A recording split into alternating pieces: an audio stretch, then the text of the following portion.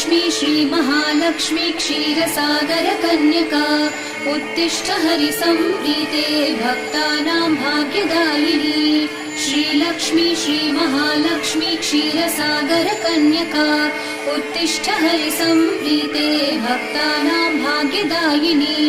उत्तिष्ठोत्तिष्ठ श्रीलक्ष्मी विष्णुवक्षस्थलालये उत्तिष्ठ करुणापूर्णे लोकानां शुभदायिनी। उत्तिष्ठोत्तिष्ठ श्रीलक्ष्मी विष्णुवक्षस्थलालये उत्तिष्ठ करुणापूर्णे लोकानां शुभदायिनी।